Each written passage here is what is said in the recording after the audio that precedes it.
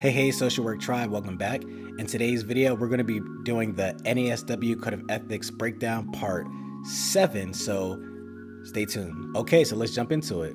1.11, Sexual Harassment. Social workers should not sexually harass clients. Sexual harassment includes sexual advances, sexual solicitation, requests for sexual favors, and other verbal, written, electronic, or physical contact of sexual nature. So just like in the part 6, no, just no. And that also goes into 1.12, derogatory language, another no. But social workers should not use derogatory language in their written, verbal, or electronic communications to or about clients. Social workers should use accurate and respectful language in all communications to and about clients. So when we're, documenting it, whether it's, handwritten or we're doing it on a electronic device, be mindful how you're documenting. You just want to be accurate.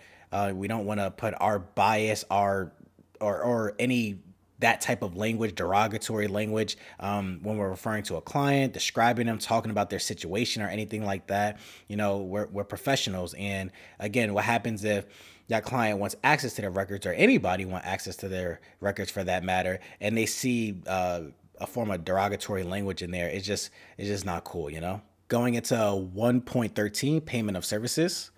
When setting fees, social workers should ensure that the fees are fair, reasonable, and commensurate with the services performed.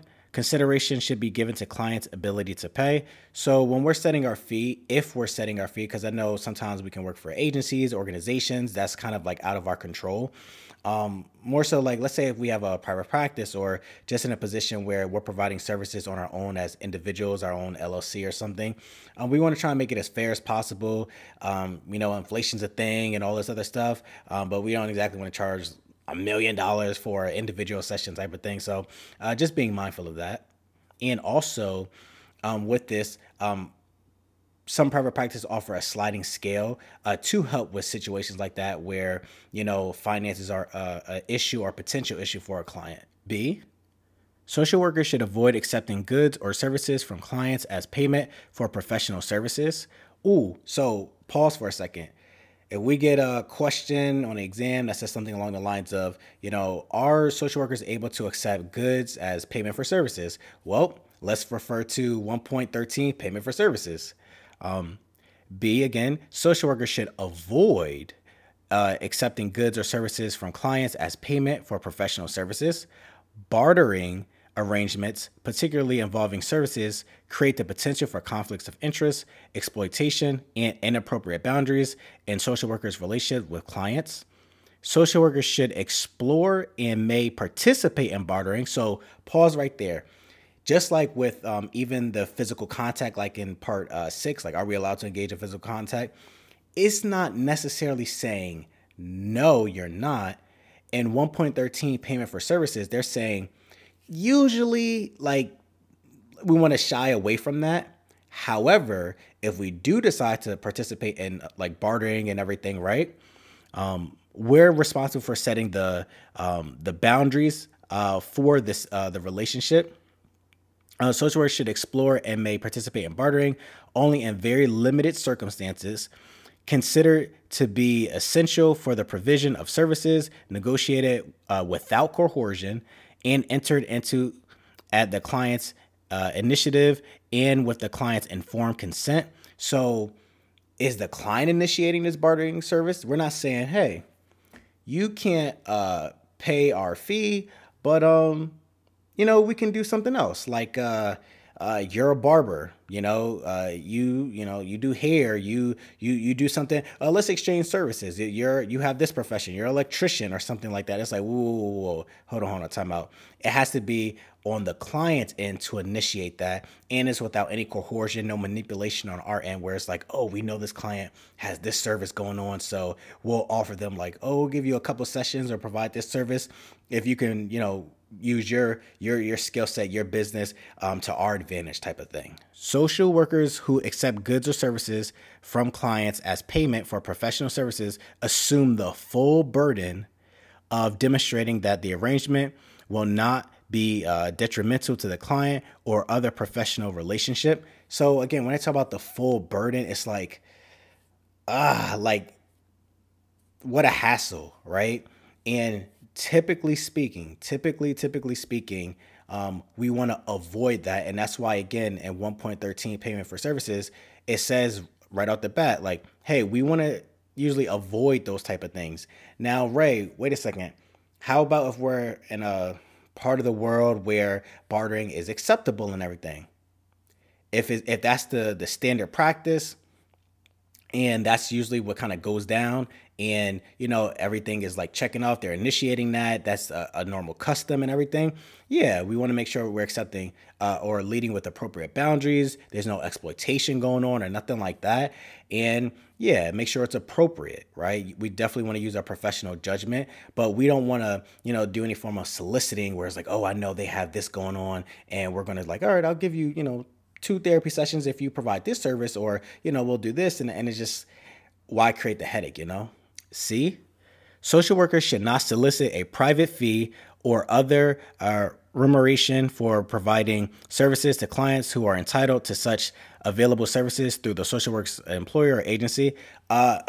So no backdooring services where, let's say, a client comes in for services and they can't afford the dollar amount, and we go and say like, hey, I'll give you these therapy services for half off. Just meet me behind the back. And it's like, no. And notice how they talk about through the social worker's employer or agency. So this is also kind of going against the company. And I'm sure the company's got policies against that, where, you're contacting clients, you're kind of like undercutting them a bit and everything. So again, social workers should not solicit meaning like getting like from like a private fee or other remuneration for providing services to clients who are entitled to such available services through the social worker's employer or agency.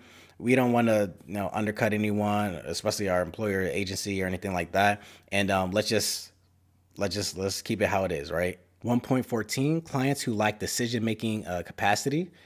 So when social workers act on behalf of clients who lack the capacity to make informed decisions, social workers should take reasonable steps to safeguard the interests and rights of those clients. So, we work with many different types of clients, and when we're working with clients who, again, lack the capacity to make those really informed decisions, it's saying right here, social workers should act on behalf of clients who lack the capacity to make informed decisions. Social workers should take reasonable steps to safeguard the interests and rights of those clients. So, being able to contact, the people closest to them, because if they're unable to make an informed decision, there are times where maybe like it's a cognitive disability or something like that, where we want to be very mindful of who we're contacting to assist with making sure that they understand certain things and, help as far as the services being provided and everything. This isn't just saying just go get any old body or anything like that. Another way to think of it is,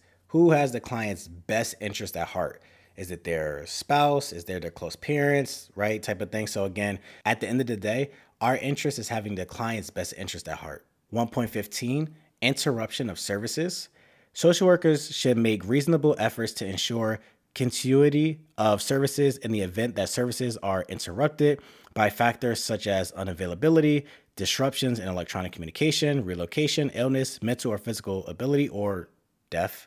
So things happen, right? Life happens. And where they're talking about an interruption of services, if something were to happen where, again, they ever saying like death, right? We want to have some type of plan in play. And notice how they say reasonable efforts, right? Again, we can't account for every single thing. Like we just want to have reasonable efforts so that the client is aware where they can continue some form of services in the off chance that these things happen and we're unable to, communicate with the client or continue services for any number of reasons. Okay, tribe, that's it for today's video. Thank you for tuning in. And like always, don't forget to like, comment, and subscribe, and tell a social work friend, because we don't want to be licensed by ourselves and we want our tribe to continue to grow. All right, tribe, I'll see you next video.